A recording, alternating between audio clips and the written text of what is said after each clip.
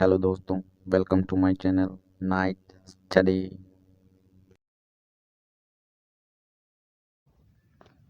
Okay. हाँ, आज हम बात करेंगे कार्ल मार्क्स, एमाइल दुर्खेम और मैक्स वेबर के धार्मिक दृष्टिकोण के बारे में। ठीक है, तो आइए जानते हैं कि धार्मिक दृष्टिकोण के बारे में। तो पहले जान लेते हैं कि धर्म होता क्या है। तो देख लीजिए कि धर्म एक ऐसी मान्यता है जिसके आधार पर लोग एकजुट होते हैं और साथ ही किसी जीव जंतु, प्रकृति, पेड़ पौधे या ईश्वर में विश्वास या आस्था रखते हैं। तो ये एक है डेफिनेशन छोटी सी। ठीक है, तो अब देख लेते हैं कि कार्ल मार्क्स जो है धर्म के बारे में क्या दृष्टिकोण रखते हैं। मैंने आपकी बुक में से कुछ पॉइंट लिए हैं जो कार्ल मार्क्स ने बताए हैं, उन पॉइंटों को देख लेते हैं। ओके, तो कार्ल मार्क्स जो है धर्म को सिर्फ मोह माया मानते हैं। मतलब एक धर्म एक माया है। मतलब जैसा कि धर्म को दिखाया गया है वैसा धर्म वास्तव में कुछ नहीं। जैसे कि छोटा सा एग्जांपल लेते हैं कि झूठ बोलना सभी धर्मों में लगभग पाप माना जाता है, मनाही है उसकी। और फिर भी क्या वास्तव में ये है, देखा जाता है झूठ तो सभी बोलते हैं फिर भी।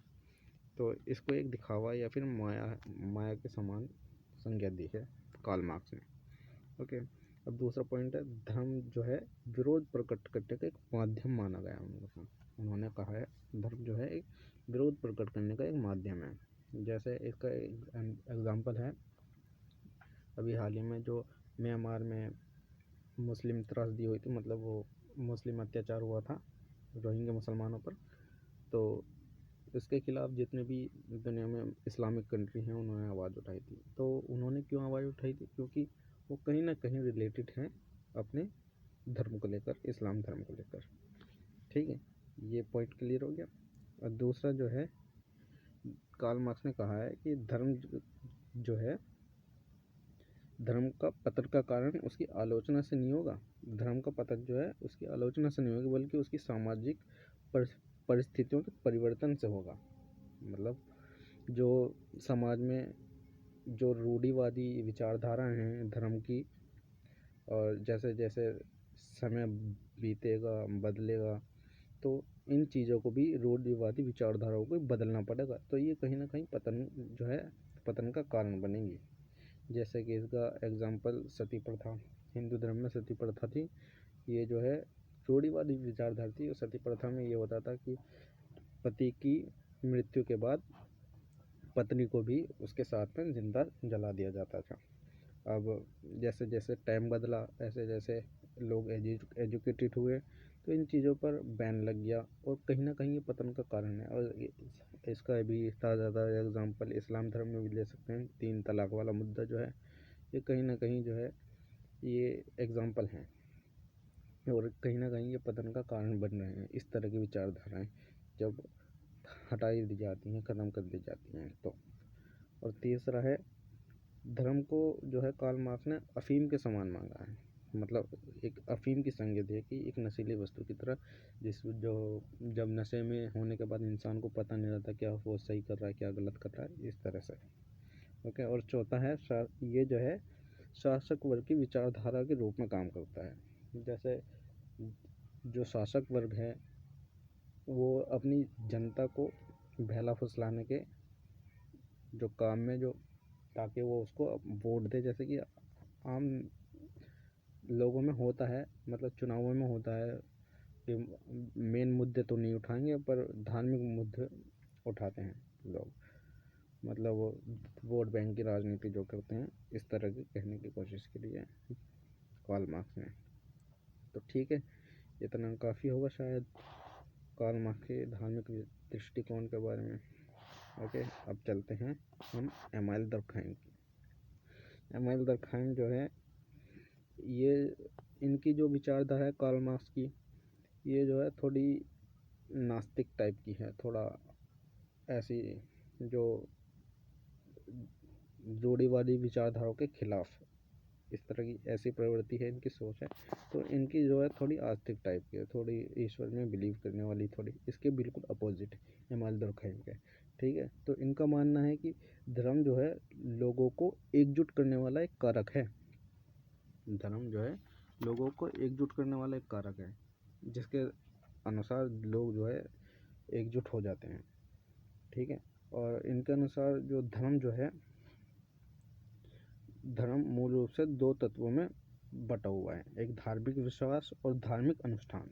अब धार्मिक विश्वास क्या होते हैं? धार्मिक विश्वास मतलब धर्म में विश्वास करना। जो किसी भी धर्म को तभी माना जाएगा तब उसमें विश्वास करेंगे, उसके जो गॉड हैं उनमें बिलीव करेंगे। ओके। और धार्मिक अनुष्ठान क्या होते हैं? धार्मिक अनुष्ठान वो होते हैं जो जितने भी धर्म से रिलेटेड जगह है या फिर सामग्री है, जैसे पेड़ पौधे, हिंदू धर्म में पेड़ पौधे पूजे जाते हैं, और मस्जिद, मंदिर, गुरुद्वारा, ये जो हैं ये चीज़ें जो हैं इनसे रिलेटेड यज्ञ और हवन की चीज़ें हो गई। और दरगाह वरगाह पे जो चादर वादर चढ़ाए जाते हैं, ये जो हैं धार्मिक अनुष्ठान जो है, ये इन चीज़ों अनुष्ठान ये चीज़ होती हैं धार्मिक अनुष्ठान से रिलेटेड, जो धर्म से रिलेटेड है। ठीक है, ओके। और दूसरा चलते हैं, इन्होंने इसी में है कि धर्म जो है पवित्र और लौकिक इन चीज़ों का विभाजन करता है। मतलब धर्म जो है इन चीज़ों में इनका जिक्र किया गया है इसमें। तो देखते हैं ये पवित्र क्या होता है। पवित्र वो होती है जो जिसको जो है पवित्र और लौकिक। जी, दरखाइम के अनुसार जो है धार्मिक, पवित्र और लौकिक इस विभाजन पर आधारित है कि पवित्र क्या होता है? पवित्र एक दिव्य क्षेत्र होता है, जैसे कि मस्जिद, मंदिर, ये पवित्र ही तो हैं। गंगा जल वगैरह, आब ज़मज़म, ये पवित्र तो हैं। पवित्र तो इनको जो है एक समाज में उच्च स्थान प्राप्त होता है, उच्च दर्जा प्राप्त होता है इसमें जो है। और लौकिक होती हैं, इनसे अलावा जो हम रोज़मर्रा के काम करते हैं, जो भी काम करते हैं रोज़मर्रा के, इनसे अलावा जो भी है, जितनी भी चीज़ें हैं सारी लौकिक मान जाती हैं।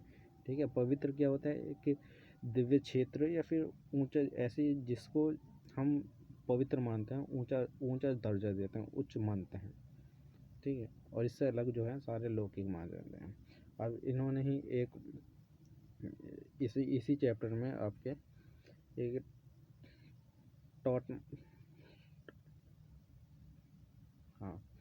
एक टोटमवाद का अध्ययन है कि उन्होंने कहा है कि जो किसी भी धर्म को समझना हो तो पहले जटिल धर्म होता है कि ऐसे धर्म जो मुश्किल से समझ में आए।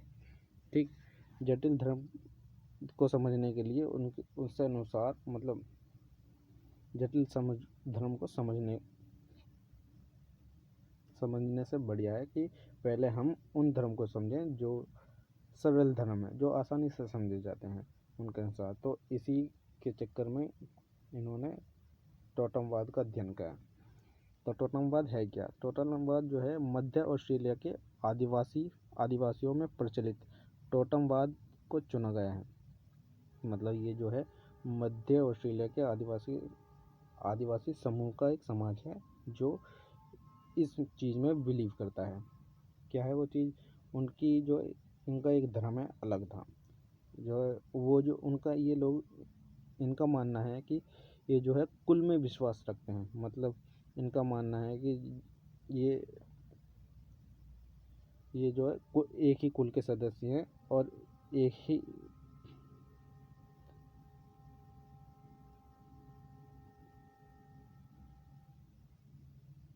ये एक ही कुल के सदस्य हैं और एक ही पूर्वज के वंशज हैं। इनका मानना ये है। और इसी पे ही ये जो है प्रकृति की पूजा करते हैं, पेड़ पौधों की पूजा करते हैं, और ये कुल के नाम पर ही अपनी पहचान और नाम रखते हैं। तो ठीक है, टोटम जो है इस कुल का नाम है। जो कुल है ना उसको ही बोलते हैं टोटम। ठीक है, ओके।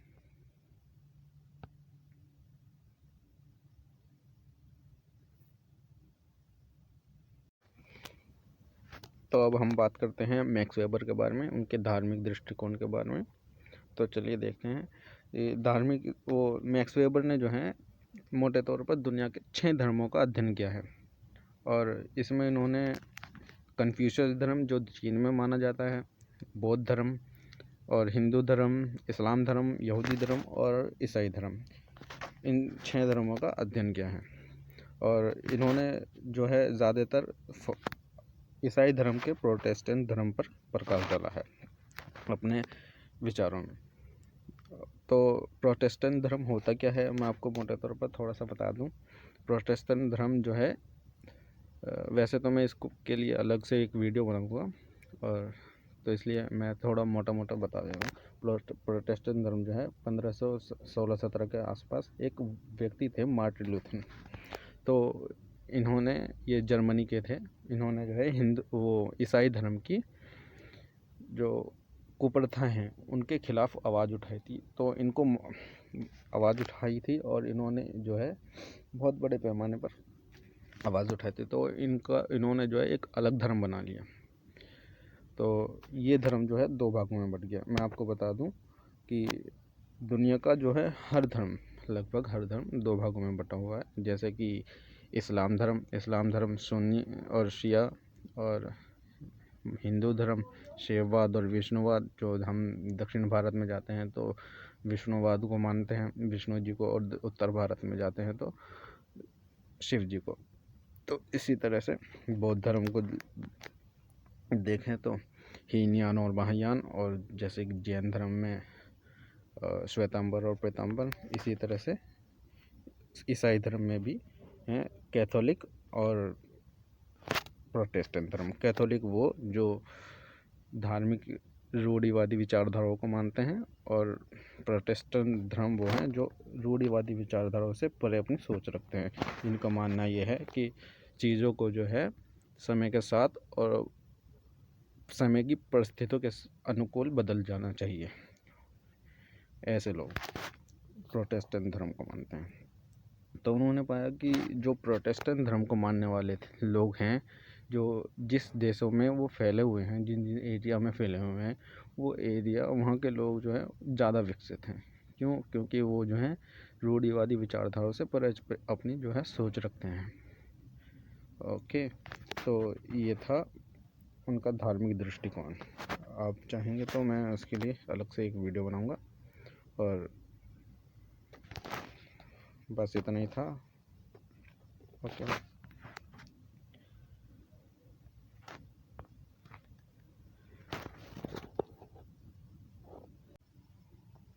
और साथ ही ये जो कैथोलिक धर्म को मानने वाले लोग हैं, इनका मानना ये था कि ये दुनिया जो है, ये संसार जो है, ये मोह माया है, और ये जो है जग को त्यागना और संन्यास लेना, इन चीज़ों में विश्वास रखते थे। इसलिए जो है ये ज़्यादा विकसित नहीं हो पाए, खुद को ज़्यादा विकसित नहीं कर पाए। और इसके विपरीत ही जो प्रोटेस्टेंट धर्म के अनुयायी हैं, ये जो है तकनीक, विज्ञान और प्रौद्योगिकी और व्यापार जो है, इन चीज़ों में विश्वास रखते थे। ये जो है अपने बच्चों को भी ऐसी स्कूल और कॉलेज में भेजते थे जिनमें तकनीकी, विज्ञान और प्रौद्योगिकी की शिक्षा हासिल की जा सके, और इसी के कारण ही ये जो है अधिक कुशल होते हैं, और कुशल और कारीगर और प्रशासक साबित होते हैं प्रोटेस्टेंट धर्म के लोग। तो ठीक है, शायद मैं आपको सही से समझा पाया हूँ। वीडियो अच्छे हो तो लाइक करें, सब्सक्राइब करें, नहीं हो तो कोई नहीं, अगली बार ट्राई करते हैं, पर थोड़ी सी भी अच्छी वीडियो तो देखना। ओके।